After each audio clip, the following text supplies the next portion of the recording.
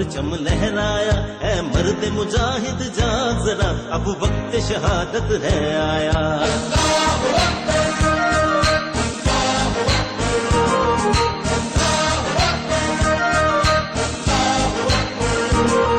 اللہ کی رحمت کا سایہ، توحید کا پرچم لہرایا، اے مرد مجاہد جاگ ذرا، اب وقت شہادت ہے آیا۔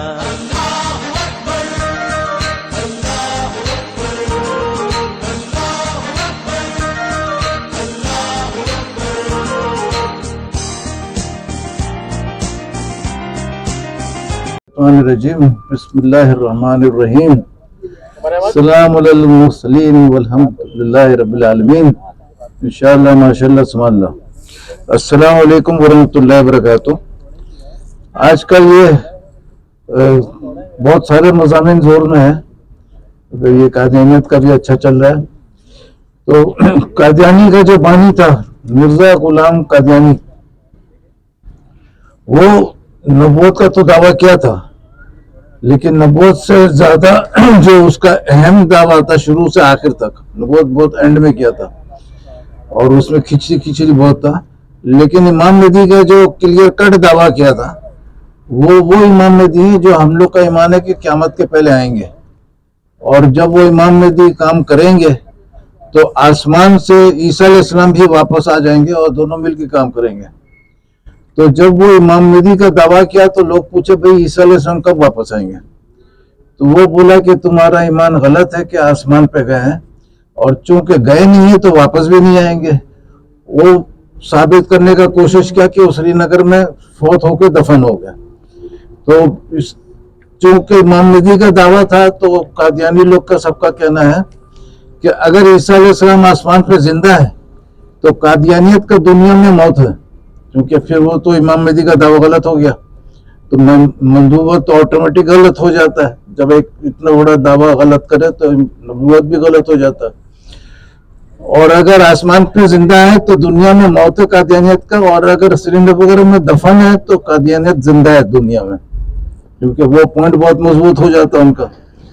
تو اس سلسلے میں وہ ایک کتاب لکھا انجام عتم۔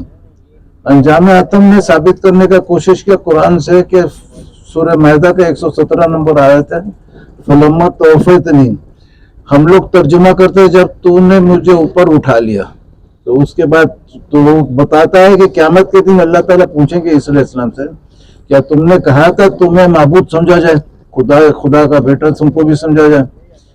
تو وہ بولے گے کہ نہیں، میں نے نہیں کہا تھا، اور میں گواہ تھا جب تک نگران تھا، پھر آپ کا نگرانی شروع ہو گیا۔ تو اس کے بعد پھر بولتا ہے کہ اگر تمہارا ایمان صحیح ہے کہ آسمان پہ زندہ ہے، تو آیت بتا رہی ہے کہ ان کو خدا کا بیٹا اور خدا ان کے فوت ہونے کے بعد بنیں گے۔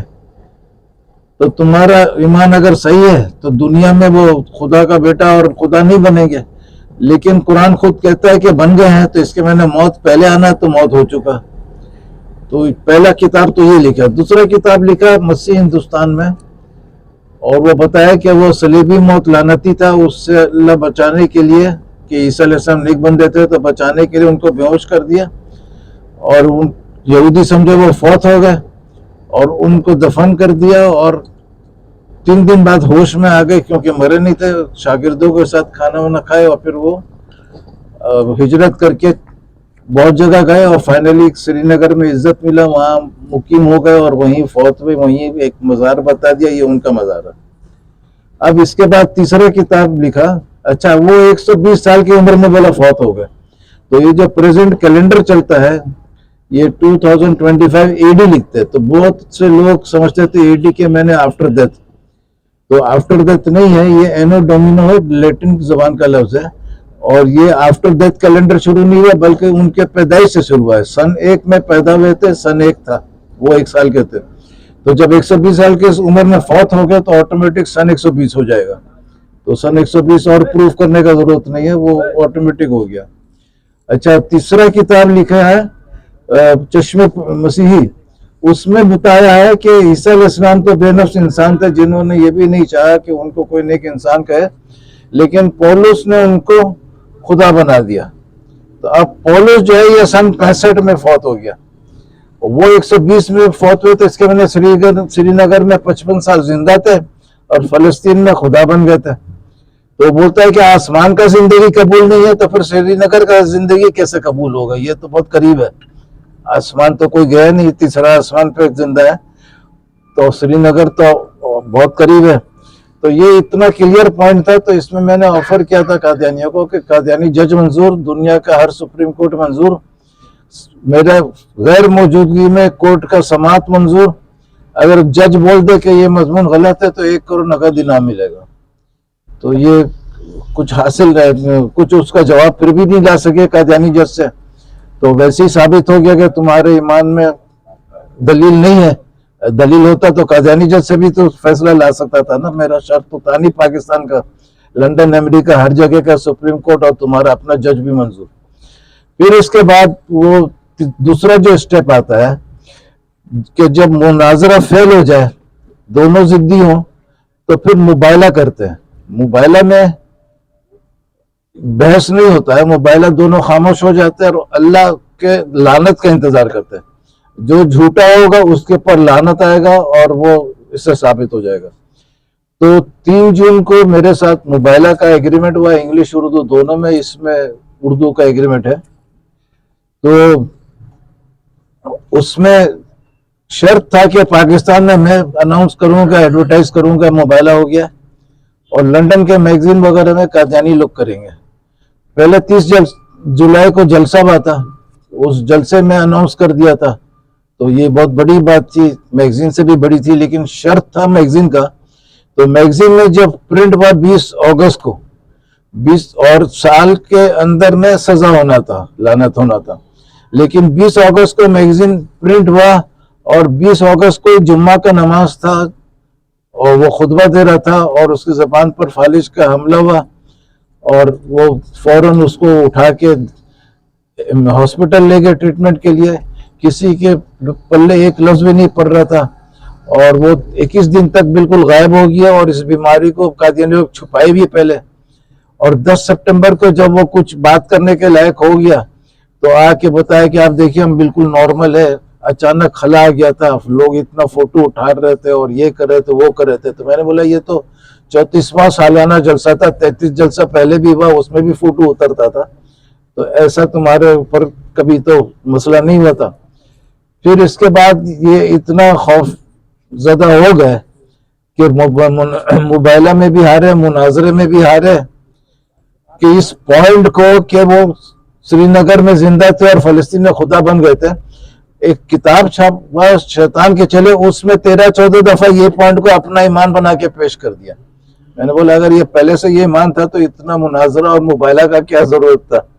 اور اس کے بعد میں پھر 2003 میں 19 اپریل کو مرزا طاہر فوت ہو گیا, اور اس کا دادا جھوٹا نبی کا قول تحریر ہے کہ اگر مباہلہ ہو جائے, دونوں ایکسپٹ کر لے, تو جو جھوٹا ہے وہ سچے کی زندگی میں فوت ہو جائے گا.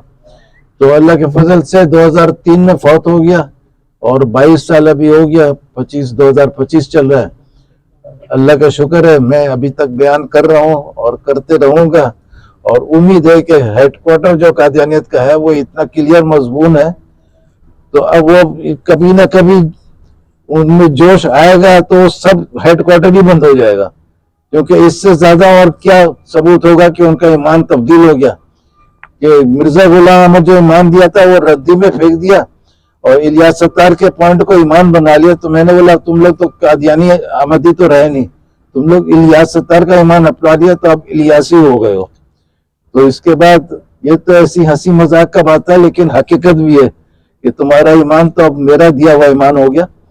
تو اللہ کا فضل ہے, اس کو اچھے سے پڑھیے گا, اور ایک دفعہ نہیں بار بار پڑھیے گا. اس کو آپ لے کے کسی بھی قادیانی کے پاس جائیں گے تو آپ کا ملاقات کرنا بہت مشکل ہوگا. اس کا وجہ کیا ہے کہ وہ بھاگ جاتا ہے, اس سے ایسا دور بھاگتا ہے کہ اللہ کے فضل سے آپ لوگ خوش ہو جائیں گے کہ قادیانی کو ایک دم فرسٹ کلاس شکست دے دیا. کافی قادیانی مسلمان بنے بھی ہیں ماشاءاللہ.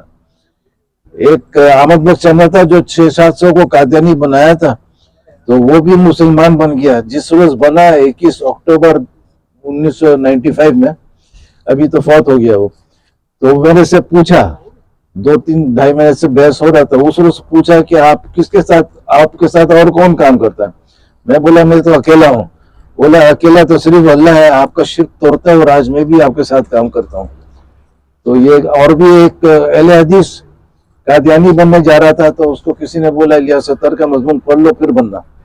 वो मेरे से मजमून मंगाया, उसको भेज दिया, तो वो कादियानी जो था वो भी मुसलमान बन गया और वो अहले हदीस भी बच गया।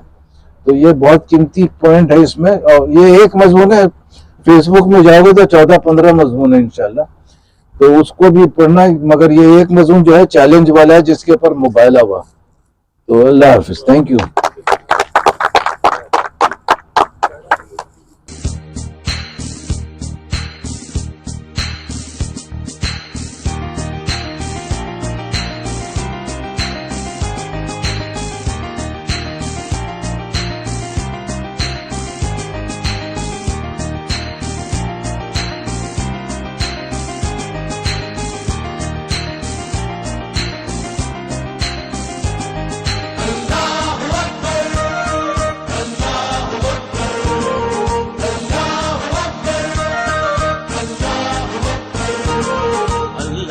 रहमत का साया, तौहीद का परचम लहराया, ऐ मर्द मुजाहिद जाग जरा, अब वक्त शहादत है आया।